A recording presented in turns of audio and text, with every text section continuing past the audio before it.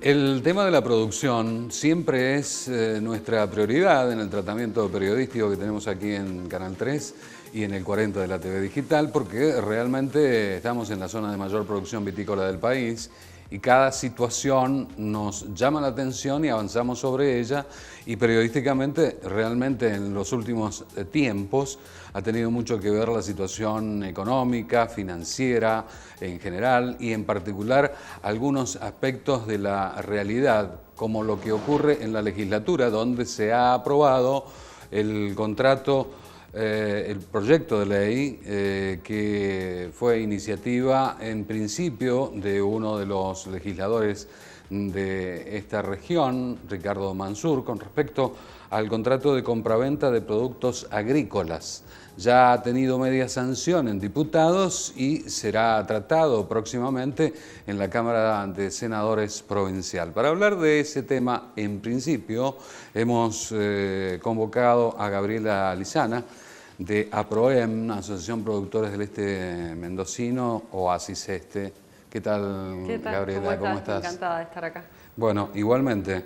Empezamos por ese tema entonces, el del contrato. ¿Ustedes están de acuerdo en principio, sí, nosotros apoyamos la iniciativa porque es un reclamo de nuestra entidad desde hace mucho tiempo. Casi te diría que hemos nacido con esa idea de tener por escrito, claro. Porque contrato, cuando uno vende, lo que pasa es un contrato verbal. Lo que queremos nosotros es un contrato escrito. ¿Por qué? Porque los contratos verbales los han incumplido durante mucho tiempo, y especialmente en esta última campaña, en donde en general los más grandes, fíjate vos, no son las medianas bodegas por ahí, ¿no? O las más chicas, sino las más grandes las que no han cumplido con esto. Entonces sí, apoyamos pero con algunas modificaciones que quisimos que se introdujeran.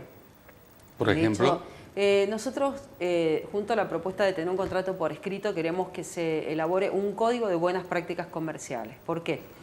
La verdad es que ya es como habitual algunas conductas que en otros lugares del mundo, por ejemplo Europa, que uno dice Europa, pero no, Europa es con quien competimos después para vender nuestros productos. Te decía, en Europa se han incorporado o se han considerado ya conductas desleales comerciales.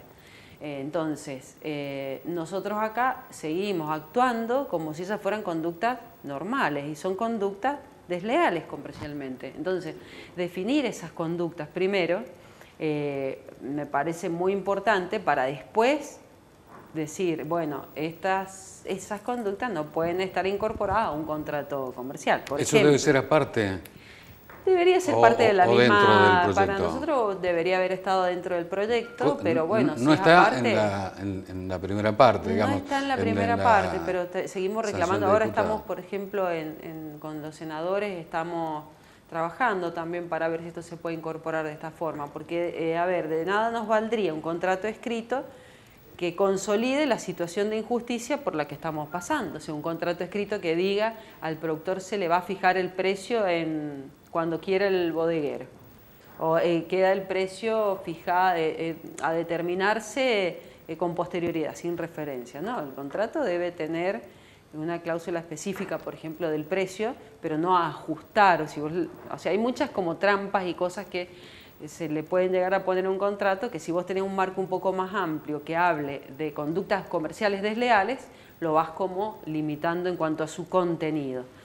Por ejemplo, los plazos. Bueno, a ver. Es uno de los mayores inconvenientes que han tenido los productores en esta temporada, en este tiempo. Por supuesto, el tema de la rentabilidad y los abusos de posición dominante. ¿Qué es un abuso de posición dominante? Alguien que tiene ese poder frente al productor, un poder fuerte, que puede imponer algunas condiciones en una transacción que debería darse de común acuerdo. Claro. Pero ¿qué poder de negociación tiene un productor que va a sentarse a la mesa de una de las 3 o 4 grandes bodegas? ¿Qué poder de negociación de precios, de forma de pago puede llegar a tener? ¿Y qué poder tiene si esa empresa acuerda un precio en un momento de manera verbal, pero es un acuerdo, porque es un contrato verbal, y después, cuando el productor va a buscar la liquidación, le cambia las condiciones, le dice que le hace vino en lugar de comprarle la uva, le falsifican las firmas de los contratos de elaboración? Hemos visto todo eso. Manejar el tema del grado, por ejemplo. Todo. La sanidad de la uva. Estamos recibiendo nosotros en la entidad muchas denuncias y de paso yo los invito a los productores también a acercarse a PROEM, a acercarse a nuestra página, a nuestro grupo de WhatsApp, a nuestros teléfonos, todo está a disposición para que hagan las denuncias correspondientes con relación a las bodegas que han actuado de una manera inconducente en este sentido o ejerciendo este abuso de posición dominante, modificando las condiciones porque incluso estamos dispuestos a realizar las acciones judiciales correspondientes. Obviamente que es muy difícil para un productor exigir judicialmente cuando no tiene un contrato escrito a lo mejor o tiene pocas pruebas, pero también nos hemos puesto a pensar que si no empezamos a hacer reclamos un poco más fuertes en este sentido, esto cada vez va a ser peor. No va a ser fácil la implementación de este contrato, porque supongo algunas bodegas, varias bodegas, no van a aceptar directamente acceder a esto, ¿no? Por eso, respetar este contrato. Sí, discúlpame, es que creemos que hay que trabajar mucho sobre lo que es conducta desleal, porque también puede pasar que, así como vos, lo que vos estás diciendo, que simplemente la bodega diga, bueno, no voy a comprar uva entonces, entonces no te compro y te elaboro. O sea, tiene todas las, teniendo en cuenta que el productor es el eslabón más débil de la cadena y que siempre tiene todo para perder. Y yo te digo que mientras más estudiamos por ahí la legislación, más nos damos cuenta, hablo un poco como abogada ahora también, ¿no? Que la legislación protege al más fuerte. Muchas veces la legislación protege al más fuerte. Bueno, es hora de dar vuelta a esa situación. Sí, este proyecto sí. en la legislatura Este ha sido... es un buen proyecto para iniciar el debate, es un Claro. buen proyecto que si saliera incluso sin las modificaciones que nosotros proponemos, sería un puntapié inicial muy importante para poder ir tratando este tema. Así es que sí, es un proyecto que nosotros apoyamos desde el inicio. En una situación de crisis realmente profunda del sector primario. Yo por ahí ya no sé si llamarle crisis o porque una crisis indica cierta temporalidad. Yo creo que acá hay una continuidad en una situación que cada vez se agudiza, cada vez es peor, una constante exclusión de pequeños y medianos productores del sistema vitivinícola. Entonces, crisis de ese sector que va saliendo, ¿no? Y como siempre hemos pensado, a ver, uno por ahí dice hay que recuperarnos de esta crisis, pero quien ya se salió de la cadena, un productor que es excluido de la cadena comercial, ya no es crisis, ya es una situación de empobrecimiento muy importante. Yo creo que la región se ha empobrecido muchísimo, estamos viendo las consecuencias de lo que hemos estado hablando nosotros a lo mejor hace 4 años, que decíamos el impacto socioeconómico de esta supuesta que era crisis vitivinícola. Ahora estamos viendo ya las consecuencias. Y además de la crisis en general, hay crisis particulares, porque la próxima cosecha ya nos falta mucho tiempo, ¿no? No falta mucho tiempo. Se tienen que ir preparando. Sí, y empiezan las constantes especulaciones que han existido y van a existir hasta que no definamos qué son conductas desleales y tratemos de torcer un poco el camino yo estoy convencida de que es de los oligopsonios, ¿no? Con tanto poder. ¿Volverá el tema a especularse sobre los stocks? Sí, y eso ese justamente tipo de cosas? a eso me refería. El sobrestock, la caída del mercado. A ver, que hay son menos hechos consumo reales, es real. Claro. Es real. Obviamente la situación económica en general del país y las políticas que se han instrumentado en este último tiempo no favorecen para nada el desarrollo de un mercado interno recesivo que arrastra, por supuesto, productos como el vino. Si vos imaginate, se deja de consumir leche, que es un producto de primera necesidad, ¿cómo la gente no va a dejar de consumir vino? Por supuesto que hay caída en el mercado, cosechas dentro de todo normales, porque no van a ser las cosechas que vamos a tener, me parece, por la cantidad de producción que hay. Y a pesar de que las exportaciones han crecido, bueno, nosotros siempre lo decimos, las exportaciones constituyen un 20 o un 25% del total de lo que se comercializa. Entonces el tema no pasa es por tampoco, el mercado interno. Pasa mucho por el mercado interno. Claro. Entonces, a esto sí o sí debemos sumarle la importación de vino. O sea, nosotros importamos un mes de stock vínico y eso pesa mucho en los stocks para que ahora pueda haber sobre producción, no sé, hay que esperar, ¿no? Eso no me adelanto porque siempre empiezan los rumores para bajar los precios y bueno, la situación es compleja, Hasta el momento no hay índices de que sobre mucho vino tampoco, venimos de cosechas pobres y de necesidades, te vuelvo a decir, de importación, así es que puede estar equilibrado. No nos adelantemos a darles la razón en la excusa del sobrestock para empezar a presionar a la baja los precios, ¿no? En este contexto hay una inédita intención, este proyecto, novedoso por cierto, de la Municipalidad de Junín, de comprar una bodega y elaborar con productores. ¿Has observado este nuevo proyecto? Sí, ¿Tienen opinión? Sí. Nosotros estamos de acuerdo, y yo en particular dentro de la entidad, en la intervención del Estado en la economía. ¿No? Una intervención, no creemos tampoco que el Estado deba ser absolutamente estar a cargo de todo, pero sí en algunos ámbitos en particular y dentro de lo económico, sí en algunos casos en particular, como es el caso de los oligopsonios existentes, con estas políticas de abusos de posición dominante. Yo insisto mucho, pero es que esto es la realidad, ¿no?